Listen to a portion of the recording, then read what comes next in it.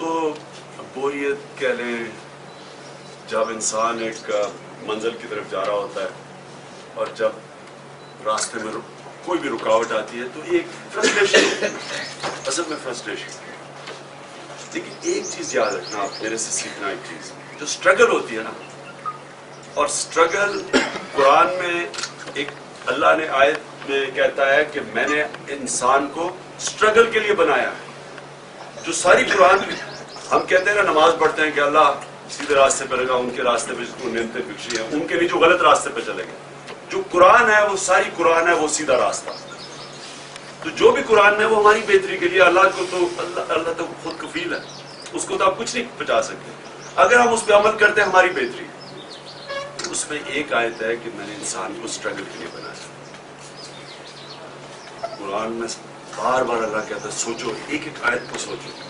اس میں کئی معنی ہوتے ہیں، لیکن اسٹرگل جو ہے یہ یاد رکھنا کہ جب آپ ایک ویٹ اٹھاتے ہیں تو آپ کے بازو مضبوط ہو جاتے ہیں. جب آپ اسٹرگل کرتے ہیں نا، ریزسٹنس دیتے ہیں تو آپ کا بازو مضبوط ہو جاتا ہے. جب آپ مینٹلی چیلنج لیتے ہیں آپ میں اور طاقت، مینٹل اسٹرینتھ آ جاتی ہے، اور بڑے چیلنج لینے کی کیپیسٹی آ جاتی ہے. جتنے آپ چیلنج لیتے ہیں آپ میں اتنی طاقت بڑھ جاتی ہے.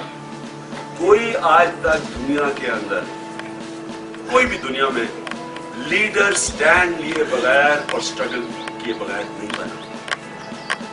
کوئی لیڈر نہیں بنا. شارٹ کٹ سے، شارٹ کٹ عزیز تو آ جاتا ہے، لیڈر نہیں بن سکتا. لیڈر بنتا ہے ایک اسٹرگل کا. یہ آپ کی اسٹرگل ہے. یہ جو آپ جا رہے ہیں نا، ایک اوپر گیا، انہوں نے دھاندلی کی، پھر نیچے آئے، لوگ مایوس ہو گئے. اللہ نے ہمیں چیلنج کیا کہ آپ کیا کرتے ہیں؟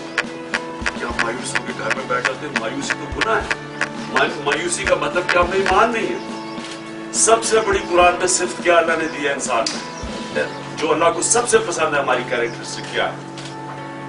کیا کسی کو پتا ہے؟ کیا ایسی آیت ہے؟ صبر. مشکل وقت میں صبر. مشکل وقت میں صبر کون کرتا ہے؟ جس میں ایمان ہوتا ہے. یہ جب بھی مشکل وقت آتا ہے اللہ نے امتحان دیا. جب میں وہ 24 فٹ سے گرا،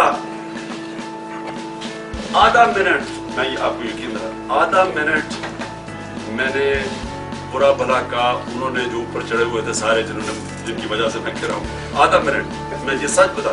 جب مجھے ہوش آئی تو پہلے میں نے پوچھا یہ کیا ہوا کہ میری آنکھیں بند تھی. کیا ہوا؟ جب اس نے کہا نا کہ یہ ہوا ہے، ایک دم مجھے یاد آیا ہوا کیا. تو میں نے آدھا منٹ ان کو بڑا برا بھلا کہا. آدھا منٹ میں نے اللہ سے کہا کہ اللہ 2 دن تو رہ گئے تھے، تو پورا ہی ہونے دیتے میرے کیمپ پہ. 1 منٹ، ٹوٹل 1 منٹ مجھے غصہ. اس کے بعد میں نے کہا کہ اللہ یہ مسلمان ہے، یہ ایمان ہوتا ہے، کوئی ریگریٹس.